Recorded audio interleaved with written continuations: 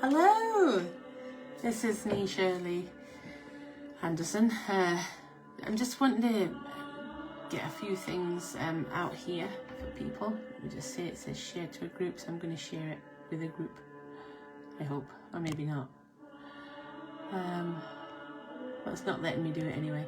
So anyway, the reason I'm here today for a simple thing is, you know, the Georgia Guidestones have been demolished, blown up, and I was just watching a documentary about it, and I think it was called Dark Clouds Over, let's see if I can find it, Dark Clouds Over Elberton.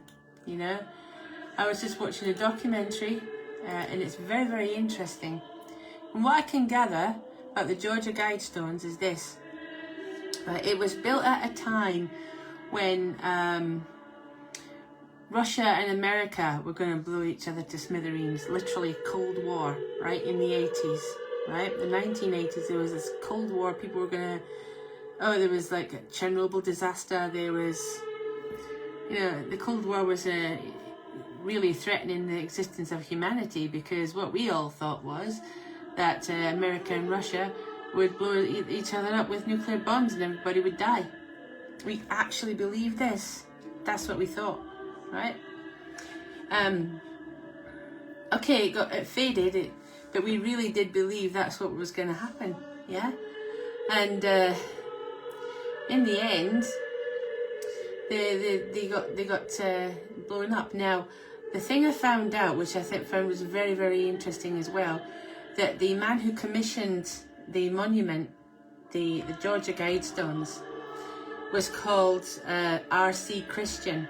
Now, as a Rosicrucian, right, I know what that means. It means Rosicrucian, R.C., Christian Rosenkreuz, right? R.C. Christian.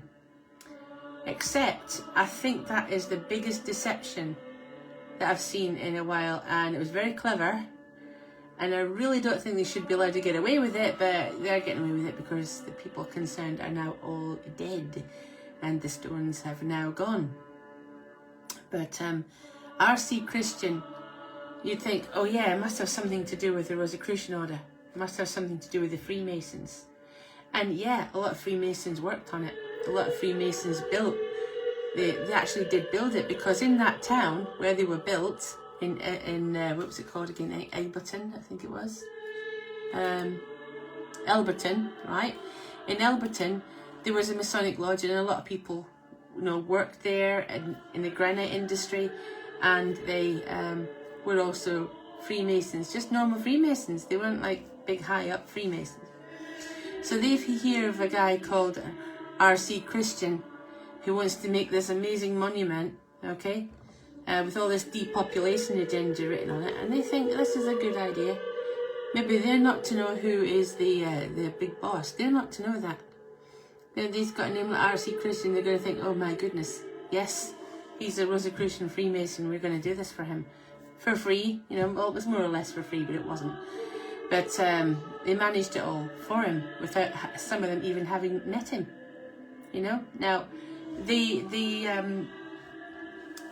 video that I just saw, right, they did this detective work, and they spoke to people who were around at the time when they were built.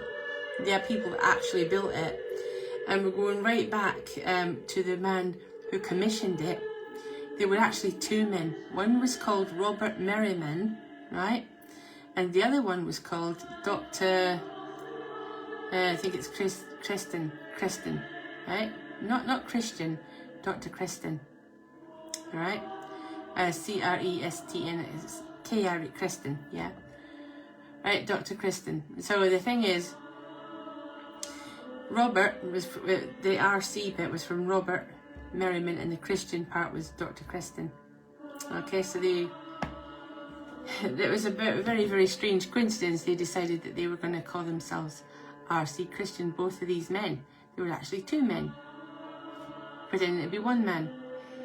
And the thing about these two men is that they were members not of the Rosicrucian order, not of the Freemasons, but they were actually members of the Ku Klux Klan, right? The Ku Klux Klan obviously very prominent racists.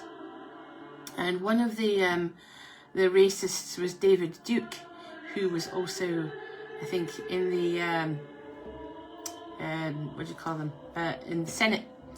He was actually in the Senate, so he was part of it. Well, not necessarily part of the Georgia Guidestones group, but certainly he was one of the people that were behind the agenda for depopulation, because the depopulation agenda is really, it's crazy. It does exist, but it's not from the Rosicrucians, it's not from the Freemasons. It's from racists like the Ku Klux Klan, you know, who obviously are affiliated with some secret societies, but not in the way that that's constructive, if you know what I mean. So that's what's been behind this whole depopulation thing, and that's why people think that that there's a depopulation agenda. There is a depopulation agenda, but it's all based on falsehood. It's all based on lies and mistruths. And anybody in the government, anybody that believes any of this depopulation stuff, they have been seriously duped, because Robert Merriman wrote a book and he sent it to every member of American Congress. He sent it to all of them, right, calling himself R.C. Christian. And he sent it to all these people. But if these people being actually affiliated with the Rosicrucian Order or the Freemasons would think R.C. Christian is maybe their master or something, and they believe that, and they're doing this depopulation thing when they really shouldn't have believed that, you know what I mean? They shouldn't have believed that, so they were duped into it. I think that some of the people who were involved, very, very prominent racists, people that believed in eugenicists, and they were Ku Klux Klan members, and I was just blown away by that, you know. I thought, well, I could see that maybe after the World War, or after the oncoming catastrophe, which we all thought was going to be America and Russia blowing each other up, that society would be fragmented and there would be hardly any people left. Okay, so I could see from that point of view, yeah, there are hardly any people left, but and they're going to build a society with less than, 500 million people, right? So they wanted to build a new society, and that the Guidestones were supposed to help them with that. But the whole depopulation comes from these people. They were eugenicists, they were racists, and they were prominent people in society. So now that we know the truth about what's behind them, we really should have a much better outlook on life. And I'm so glad these Georgia Guidestones were demolished, because they're not enlightened. And I don't care what Yoko Ono thinks of that. They're not enlightened, right? That was just one person's idea of how things should be, and they were able to influence many people for generations afterwards. But thank goodness we know the truth now, don't we? I recommend you watch this little video, and it is called Dark Clouds Over Elberton. It's called. All right, I'll put a link up to it in the comments, and you can see what I mean. Okay, but yeah, some of the people involved were amazing. They were, physicists. They were scientists. The Robert Merriman was one of them. Dr. Kristen was another. And then there was some very prominent scientists who were also racists, and David Duke. And these are the people that were influencing all this at the time. So now you know what it is, the Georgia Guidestones, what it was all about. There's no need to think that the depopulation agenda is set in stone, right? What you must understand is that there's a great deception going on. Yes, even people who are involved in the Freemasons and the Rosicrucians can be deceived, okay? And they have been deceived, right? And so is the general public, right? So if somebody did come up with this idea where they could create some sort of, I don't know, maybe a pandemic. They could create some sort of pandemic or maybe a vaccine, that would have the secondary effect of wiping out quite a lot of people, their agenda is flawed. Their mission is flawed. Okay, people like Klaus Schwab, they've all been fooled, you know, by these people. What they wanted to do was to rid the world of certain races, right? They were racist. They were against black people.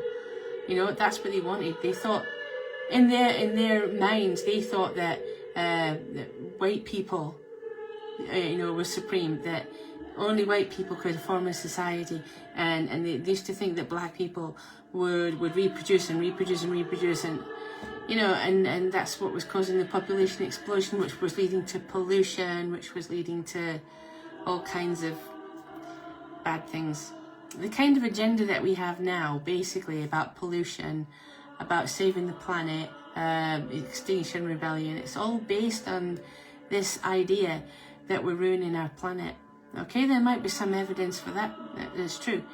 But, you know, when you think about it, right, the only way that we can reverse it is to reverse what we are doing. Okay, and I'm not just talking about the ordinary person in the street. The ordinary people are doing fine. The big businesses have got to stop. Right, there's no need for them. We don't even need them. Right, we can live without them. Yeah, they've just got to stop. You know, see what happens is, if talking about depopulation, I'll tell you what the big businesses do. They rely on, you know, many workers for their factories that are cheap slave labor. You know, they just rely on that.